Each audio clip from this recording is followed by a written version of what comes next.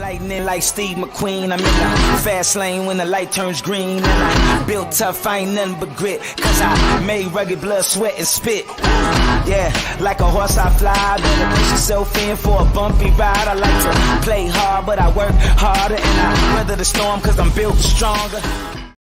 What is up, ladies and gentlemen? We are back. We are live. It is the Freight Coach Morning Show, the top morning show in transportation, coming to you every single weekday, 8:30 a.m. Pacific, 10:30 Central, to break down some industry headlines, to provide some insight, and to most importantly, keep people in business. Because at the end of the day, you guys, it's why I proudly fly the American flag behind me, is because I'm living my American dream, and I want each and every one of you to live your American dream as well.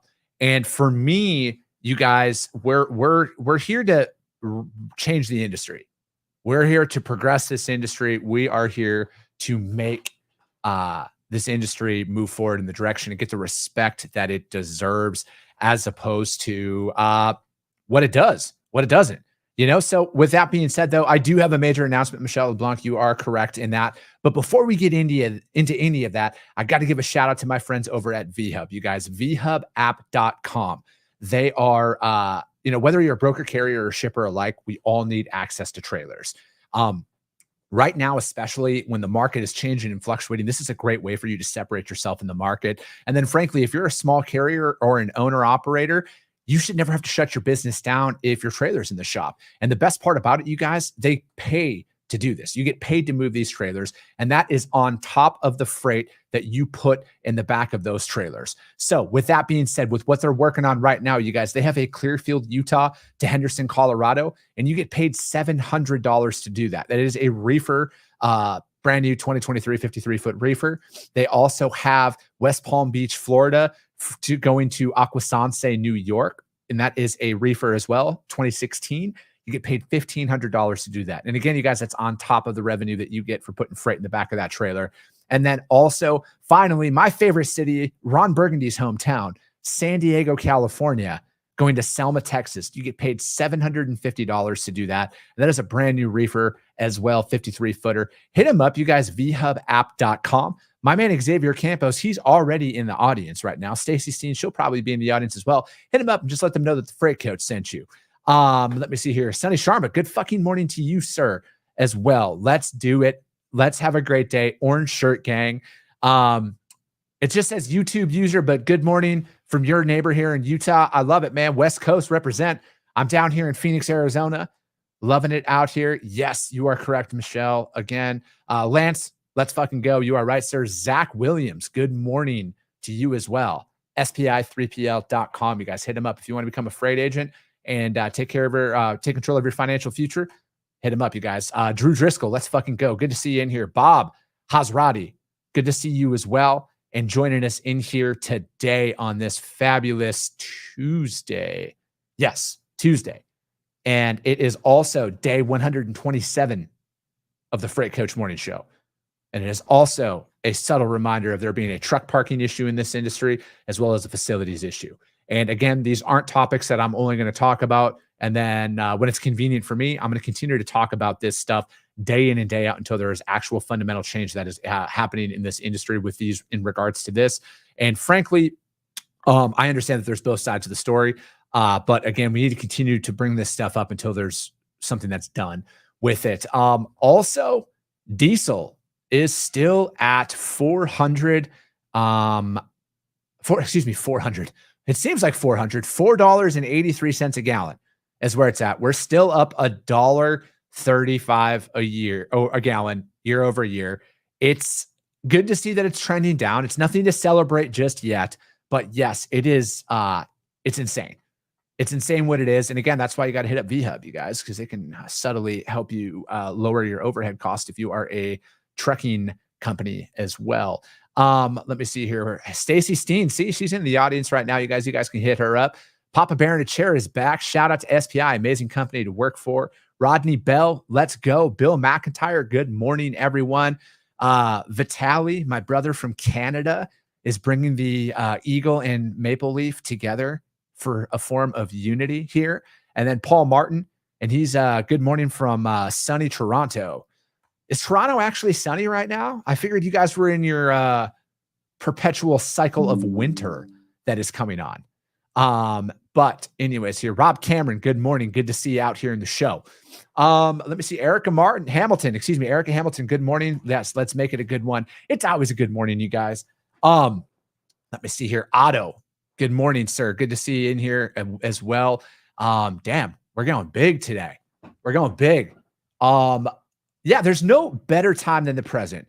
And, I've always been very, very transparent with everybody who graciously comes and listens to my content every single day. It's amazing the support and the growing support that each and every one of you have shown over these last couple of years. I mean, for those that started following me from the beginning, you've seen me go from my bedroom, off of my laptop, creating those videos where the mic was in front of my face every fucking day. And, but I learned and evolved, and, the podcast started rolling and growing, and, the live show here now is fucking blown away my expectations on what we could do by just showing up every single day. And, I started out on this journey because I didn't have a choice, you guys. Like, I was out of a job at the beginning of the pandemic. My choice. I resigned from the job I was working in as a freight broker because I wasn't fulfilled in that role that I was in. I wanted more for myself. I always wanted to be my own boss and do my own thing.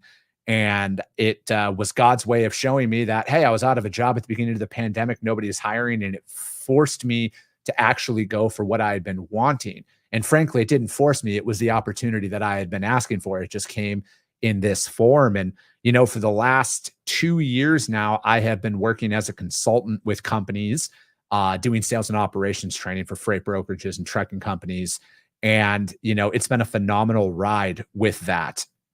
And for me, it's, for about the past year, I've been getting the itch to get back into the game. And, for me, as somebody who I'm in a couple of coaching groups, well, one coaching group, the RTA Syndicate, I'm in that. And then I'm also like, I've gone and sought outside coaching as well. And, I did a strengths test and everything else. And what's crazy about this strengths test that I did is that, like, this guy knew literally everything about my past without ever talking to me. Like, we had an introductory call. I took this test, and then this guy was like pulling out stuff from my childhood and my past that nobody knows outside of like my wife and my closest of friends. And it was insane. And we were talking about my career goals and my vision and everything else. And, he brought up a good point to me. And that was, it's not that I lost my love for freight, because I've never lost my love for the industry. Obviously, I'm very passionate about this, but what it was is I just couldn't work for anybody else ever again. And if I was going to do it, I had to do it for myself. And that is what the large, big, major announcement is Freight Coach Logistics is live. We are partnering with SPI Logistics. We are an agent for them as well. The name of the company is Freight Coach Logistics, and we're back at it. I got a business partner in this, and frankly, now with all of my content that I'm going to be doing, it's all based off of the decisions I will be making in my business as a whole. There's no what I would have done if that situation presented itself from my past or what I'm advising people on doing. I am literally going to be going in even more in depth, you guys, on how to build a freight brokerage. Frankly, at the end of the day, I feel like this to me is going to bring more validity to the content, because you guys, like, you hear people talk about competition and, the pie and this and that. You guys, the opportunities are fucking endless in this industry. They are truly endless. And we need to collectively put best practices out there at a high level to raise the industry as a whole. Okay, that's what we're doing here as a whole, you guys. We are making it better for all of us. It's not just about how I can put money in my pocket. I want to see each and every one of you who continuously come back and consume my content to see a meaningful difference in your business. We need to make a collective effort to do this, and I won't hold anything back, you guys, at all. I'm going to literally lay out the playbook. I'm coming for number one. I've never been the type of person that comes in to get a participation trophy. I'm coming in to take on fucking C.H. Robinson. All right. I know that's a bold claim, and I know some of you are probably going to laugh when you hear that, but I'm coming to be the best fucking freight broker in North American history. I'm coming to build off of my family's legacy in this industry and make sure that my family's name never goes away in trucking. My family's been in this industry since the 1930s, and it's my duty to ensure that everybody fucking knows that, and it's going to be around time and time again. And, you know, you guys, at the end of it all, again, this doesn't change anything. I'm still going live every single day. I'm still doing the podcast. I'm still working on putting best practices out there because this is a machine, you guys. Like, the marketing is out there. And, you know, I've been talking about this a lot, about utilizing social media to build your companies. And frankly, I'm just going to put it all out there, you know? And for me, it's always about, yeah, Michelle brings up a good point here, is about the collaboration and cooperation. You know, this is a lot to take on. You know, there's a ton of work to go around. And, you know, but frankly, you guys, to me, it's about how do we all succeed? You know, I know the kumbaya shit doesn't necessarily exist per se, but I also feel like we can be the change in this industry. I truly do. We can legitimately work with each other as opposed to against each other, and we can collectively find a common ground that's out there. And I just want you guys all to know that, like, again, this doesn't change anything from a content perspective. I've been saying it for like probably the past 6 months now, you guys. Like, I'm going to get even more fucking bold with my content and what I do. And this is it. Like, I will literally fucking show you guys how we're going to take this from 0 to 10, 10 to 50, 50 to 100 million. And then when we scale it from 100 to 500, 500 to a billion, and then a billion plus. I'm going to not hold anything back. We're going to put it all out there because, again, it's based off of the fundamental principles of this industry that never go away. And that's fucking really living and abiding by transparency, not just when it's convenient for you and when it's about collectively working together and keeping people in business. You know, there's a lot of buzzwords that are thrown out there. There's a lot of keywords. Everybody's got the right thing to say when it's your fucking truck that's late, when it's your thing that's going wrong. Everybody can say it until those things happen. And frankly, we're going to go in depth onto how we are going about all of that stuff when it comes down to claims. Again, kind of like those short videos that I used to put out there, you know, about how do you handle claims? How do you handle certain situations? We're going to put it all out there as a whole collectively again. And then frankly, there's also on my podcast guest today, Myron Piggy with Innovative Logistics Group. You guys got to follow them if you're not already. But what we talked about in there very in depth was about this underground of like coaching and like courses and stuff that are in this industry. And in my opinion, it's got to be based off of what people have done in their career and not from they took a course and then they created a course to sell that course. And then they can't actually provide fundamental resources. Now we're just going to be giving it all away. So anybody out there who wants to know how to effectively move and grow in a freight brokerage and then improve carrier relations and customer relations, I'm just going to show. I'm going to lead through actions, you guys, plain and simple. And that's what we're going to do for the industry as a whole. And, you know, I can't honestly thank, you know, SPI enough for believing in me, for, you know, getting on board with me and my content, and then us coming to an agreement with this. And then also, you know, what we're going to do for the industry, you guys. It's not going to be easy. None of this shit's ever going to be easy, but there's a very right way and a wrong way of doing all of this stuff, you guys. And I appreciate all the support, and we're going to continue to fucking make things happen, you guys, plain and simple. Every single day, we're going to do this. Now, with that being said, though, we do have some articles to break down today. Yeah, Garrett, I'll be in touch, my man. We'll get something up. I appreciate that, Rodney, and I appreciate everybody dropping the congrats in the chat as well. But what we're going to do today is we are going to break down some articles. The first one is from ttnews.com, and that is how Werner acquires truckload carrier Baylor Trucking. All right, Werner Enterprises said it was acquiring Baylor Trucking, a move that expands its truckload operation. Through the deal announced October 3rd, Werner will add 200 trucks and 980 trailers owned by the Milan, Indiana-based Baylor. Baylor operates 2 terminals that services the East Central and South Central regions of the country.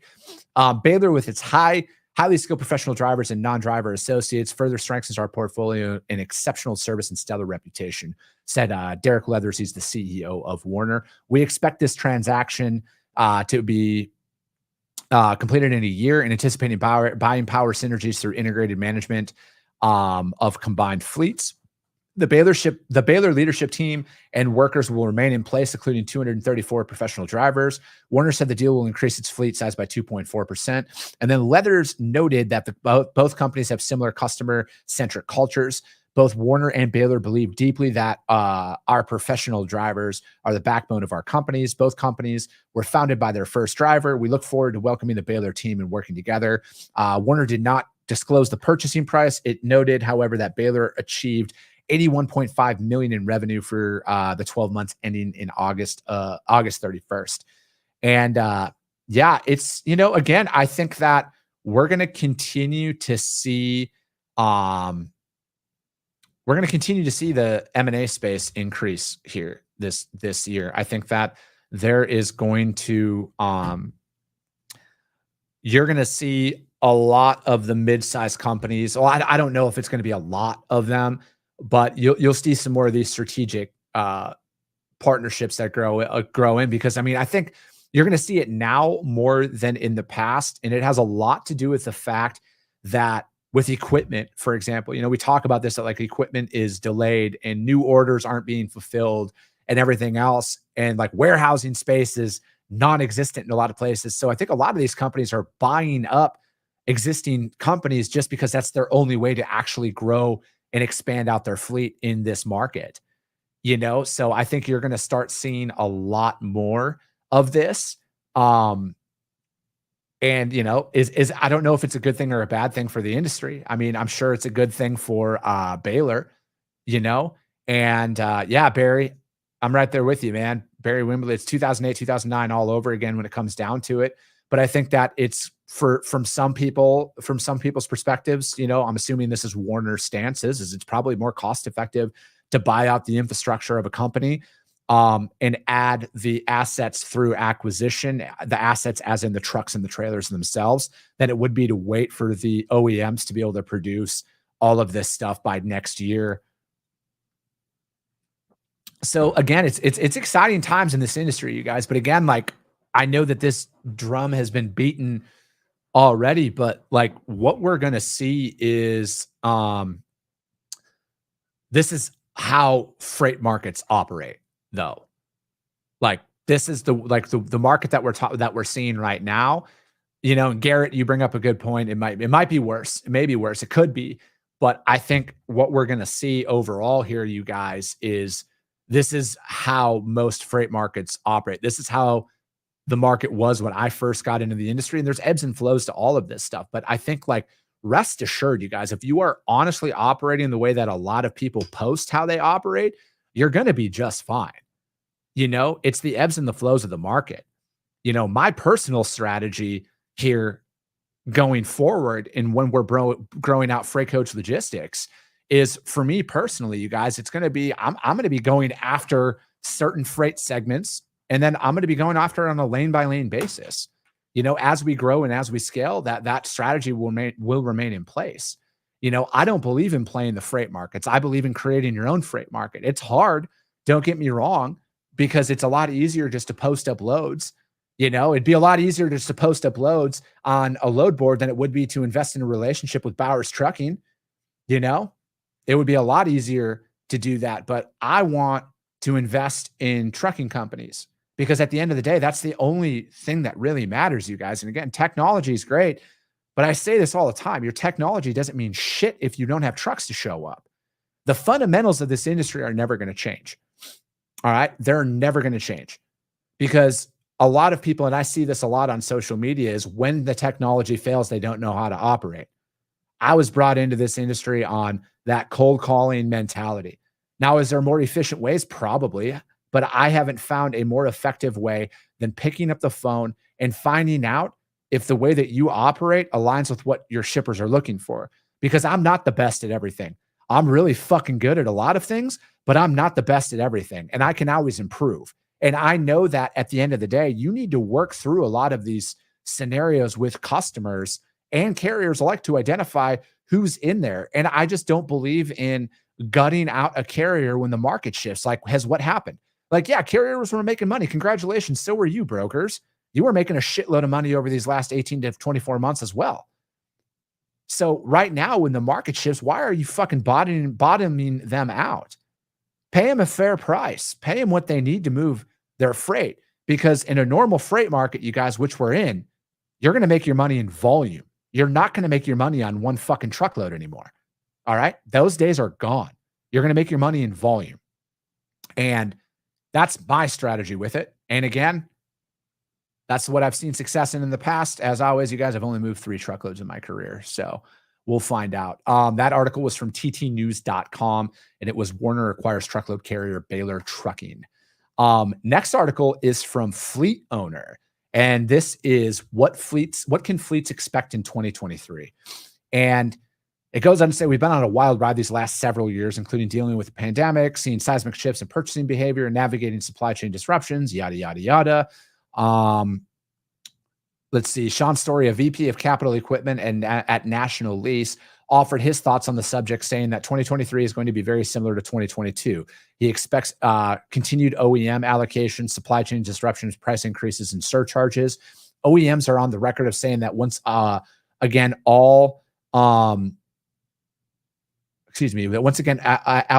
will be on the order of the day as the material shortages continue. No one knows for sure how that will play out, but it is more likely that no one will get all their trucks they order, and that the industry will once again be forced to continue normal trade cycles. And for me, speaking at the same event, Rob Garcia, he's an SVP at National Lead, said he expects to see inflation continue. Yeah, inflation's not fucking stopping, you guys. I think it's going to get worse, a lot worse. Led by energy markets, rate, metals, and everything else that's going on. And, and that was the thing, is I had another guy, Andrew Peterson, on. He's from a truck dealership out in Minnesota, and they were talking about the truck allocations that were being out there and how, like, they're selling out of those trucks before they even hit the table. And I talked to another guy earlier this year, and I believe I mentioned this already, so if I'm repeating myself, it is what it is. Earlier this year at the Minnesota Trucking Association, and they're sold out. They were already all sold out for 2023, and they had like 30 dealerships, again. So it's like, and to kind of tie in the last article, I also think that is probably a strategic reason why a lot of these companies are going to be swooping up smaller. I hate to say that a 250 truck operation is small, but comparatively speaking to a 10,000 truck operation, it is. You're going to see that because maybe that would have been Werner's, like when they actually were awarded the, for a conversation piece, maybe they planned on buying 500 new trucks. And with the award that Baylor got, for example, on top of what they are going to get, maybe that helped them hit their quota. And the purchase price of the company and everything else probably evened out. I'm assuming that's what plays into a lot of these, acquisitions and stuff, because, again, there are some very real supply chain disruptions that are out there. And there are a lot of situations that are going on that affect production equipment and everything else. It's not just finished goods on shelves. And for me, it is what a lot of people are probably going to adhere to here for, at least through 2023. Again, that was a good article, you guys. It was from fleetowner.com. There's some good talking points in there about what fleets can expect in 2023 when it comes to purchasing equipment and everything else. And as always, you guys, all of the articles are up on the YouTube channel, The Freight Coach, as well as the Coffee with the Freight Coach audio only replay of this. Because again, you guys, I want you guys to do your own research on this stuff. All this information is valuable in helping you price out loads and everything. And like Jonathan Dunaway says, loss leaders here. Jonathan, I see you, bro. I'll get to that here in a second.